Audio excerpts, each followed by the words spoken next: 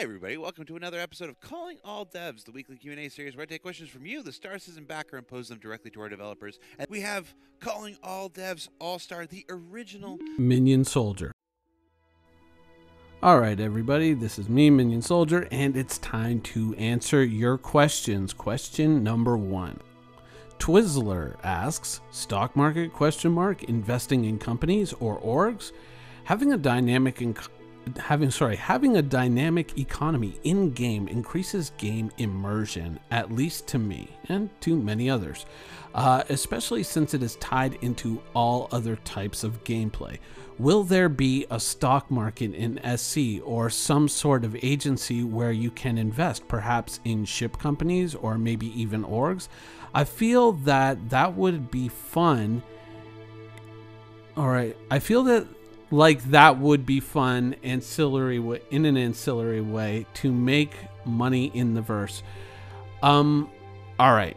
So there's a couple of things with this, a couple of things that you really have to unpack with a question like this. First of all, is having things like a stock market, that's something that's reactionary. That's not something that you can really control by the developers, because if the developers are controlling it, then they're manipulating it, and with that comes distrust, and certain incidents can occur where developers get their hands involved in the player economy. EVE Online has had a few examples over the years, and that's why they have like this whole stellar, what is it, the stellar management group or something like that, where they have players providing a certain amount of oversight to certain things that happen because there were incidents in the past with a developer perhaps doing some dishonest things, and I think it was handing out a few Tech 2 BPOs to select individuals, something like that.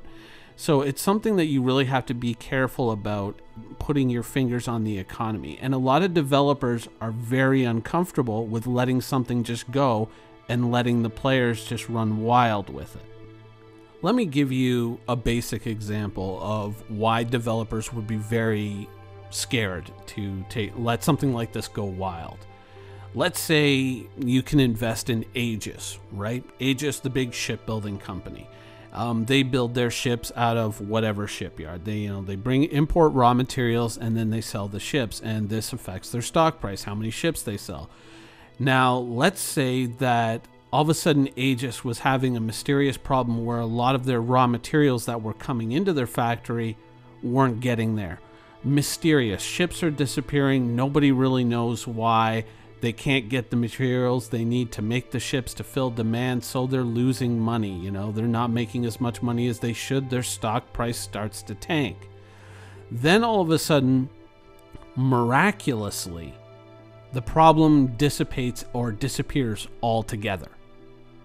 And now Aegis is got a backlog of orders, but now they've got all these new materials that are mysteriously showing up on their doorstep. And it's like, here's all the iron you need, here's all the steel, here's all the plasteel and dilithium crystals, or whatever science fiction material you're using. All this stuff is now coming in droves, and they're able to sell ships, and their stock price goes up. And maybe not by a large amount, but it goes up by a considerable amount. Now, we know that players can interfere with the economy. We know that players can interfere with the delivery of goods, and that's how a dynamic market is going to be in Star Citizen.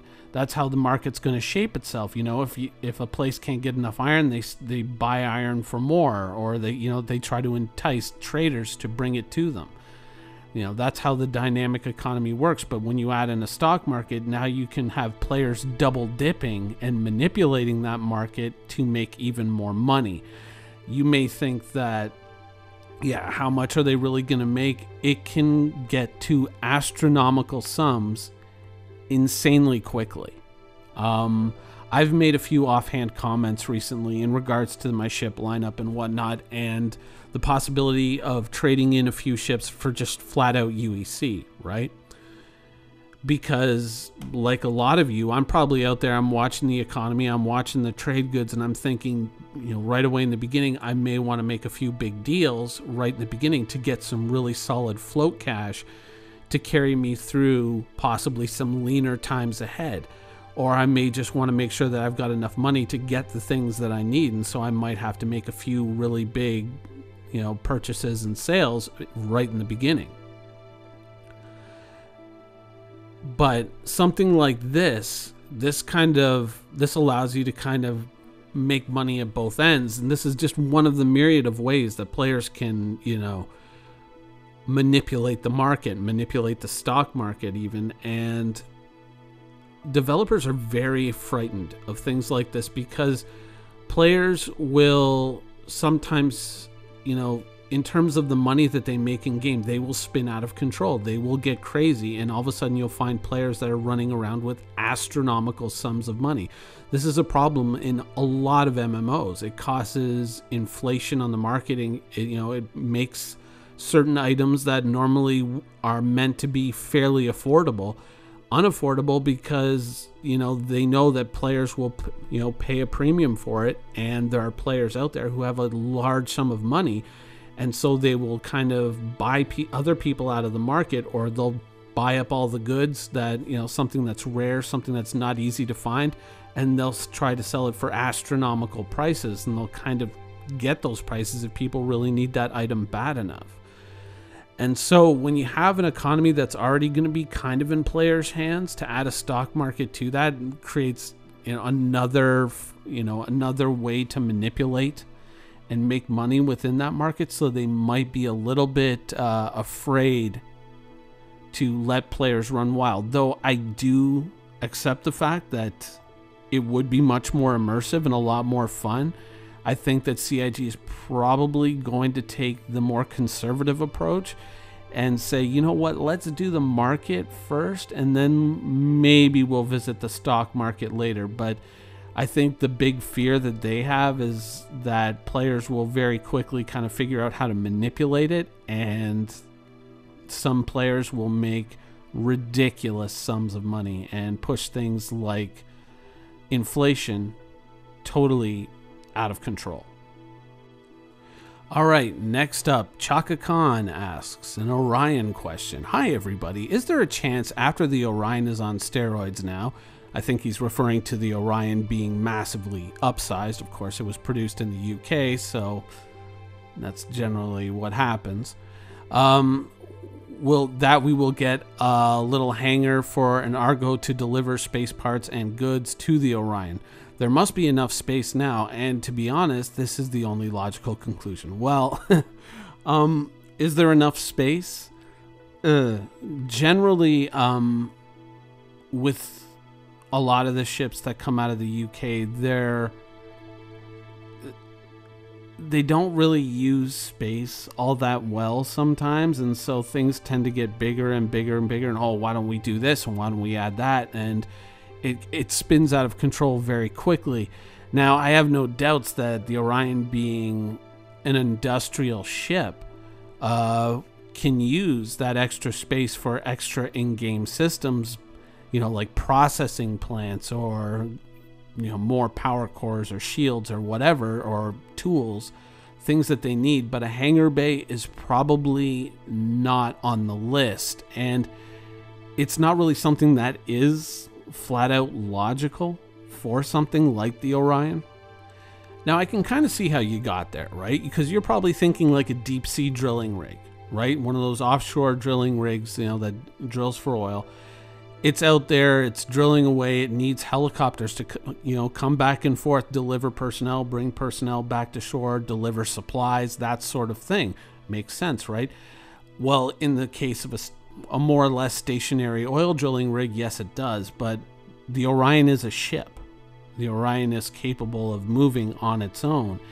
So I think that it's probably not going to be something that would be a very high priority. And we've seen other ships where it was a much more logical part of that ship, where, a little hangar and a little snub ship have been cut away. The Reclaimer is a prime example, because remember, the Reclaimer was supposed to come with a little ship called the Cutter, and the Cutter never appeared, and there's apparently nowhere to dock it on the ship, so we're kind of waiting for an answer on that, and I think CIG is also kind of waiting for us to forget about that. Yeah, so we'll see who wins. But I think that I can see definitely situations where that would be something that would come in handy. Certainly. Crew transfer would be not a bad idea, but I think it's also something that could be achieved with a docking port. So they'll probably go the docking port route and save the interior spaces for, the actual refining and mining of the asteroids in that ship. That's probably how that ball's going to bounce. All right, next up, Herbler Gerbler. And yes, I did stop and re-record this to try and pronounce that correctly. Well done. Why no unique ship turret mounts at Dumper's Depot? I am writing on behalf of my old F7C and for my buddy with a Reliant. In previous patches, the Hornet Flashfire mount made it a nice contender for player combat, but now I am far better off with the Arrow, as it has the same firepower and is very hard to hit. I was wondering why we have no options in game for purchasing the custom turret mounts. It would be nice to buy stuff like the nose canard from the F7C ball turret, and the F7C ball turret, the Reliant wingtip mounts, etc. in game. Was there a reasoning for removing the Flashfire mount, or is it a bug? I see reports, so it could of course be a bug. Thanks. So really there's two scenarios as to why this happened. For those of you who aren't familiar with it, back I think 2.5, 3 years ago, there were these mounts that you could purchase in the old store, and one was for the Hornet. It wasn't quite the Hornet ball turret. I think that it was a solid mount that allowed you to put a fixed size for it in the Hornet, and there was also another one which went into the Cutlass, and this was the old Cutlass model, and it allowed you to put a fixed size 4 in there as well. And I think that with the revision to the Hornet and the revision to the Cutlass that has happened in the interim, those turrets or those existing assets probably don't fit in the new ship models, and that's basically why you don't see them there. That is the more likely outcome, is that is something that is on the backlog. That's something that's going to be restored to the game at some point in the future, but it's something that is going to require a little bit of work, and right now the schedule's kind of full and people are kind of waiting for the actual game. So some of these little edge scenarios, some of these little nifty little pieces that people would like to see in the game are probably not seen as such a high priority. That's not to dismiss them or make them seem like silly, but there are more important things. There are bigger fish to fry. So that's the more likely scenario. The less likely scenario, though still possible, is they forgot. Though I really think it was because the two ships got kind of redesigned, rebuilt, and they just never adjusted these things to fit them. So it's just something that's on a sticky note on the side of someone's monitor, and who knows, maybe one day it'll get done. And finally, Shotgun asks, log distance travel times. I would like to ask about the long distance travel times. There it is. And I mean, in between systems. Let's say I have a 300i in stock configuration and I want to go from Stanton to Lear. At the moment, it takes about 8 minutes 43 seconds based on the star map, and it is 2.18 AU. Okay, so he's talking about 4 minutes in AU. Not really too clear. Okay, so I guess he's saying that the 300i does about 4 minutes per AU currently. So based on the star map route planner, dude, you're losing me right now.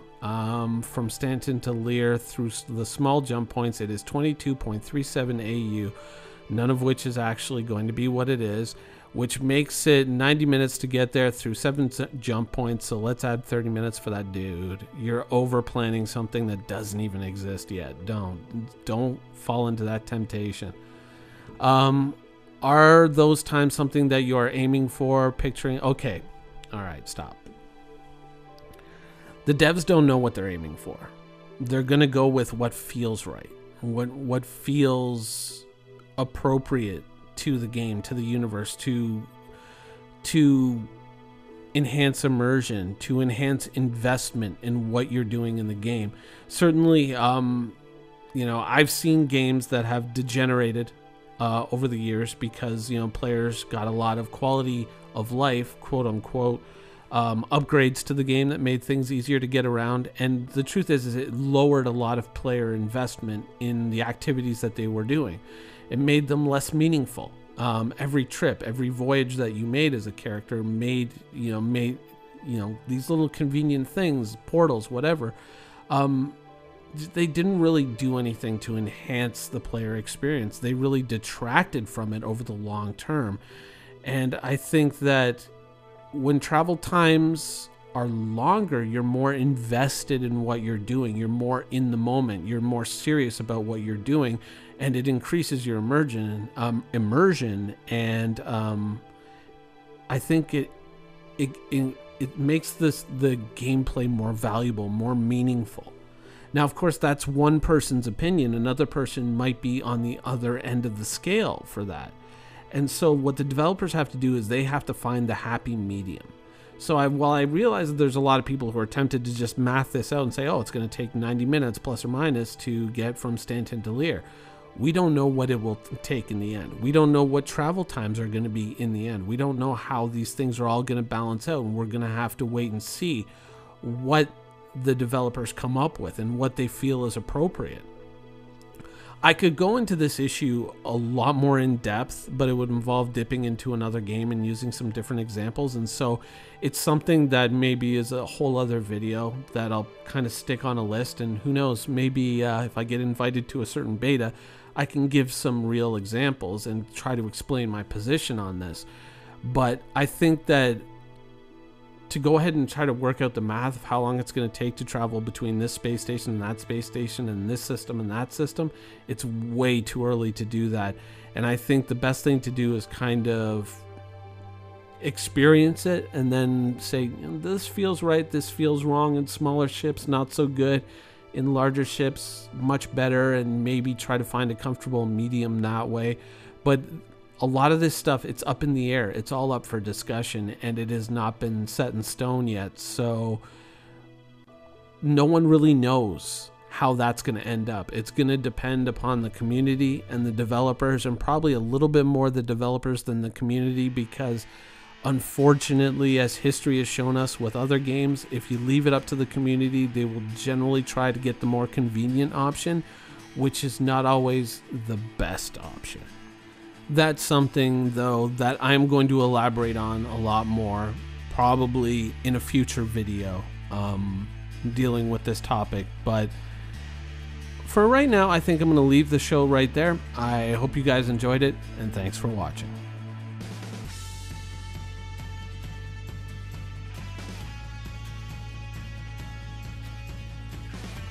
Thank you for watching. So if you want to keep up with the latest and greatest in Star Citizen and Squadron 42's development, please follow us on our social media channels.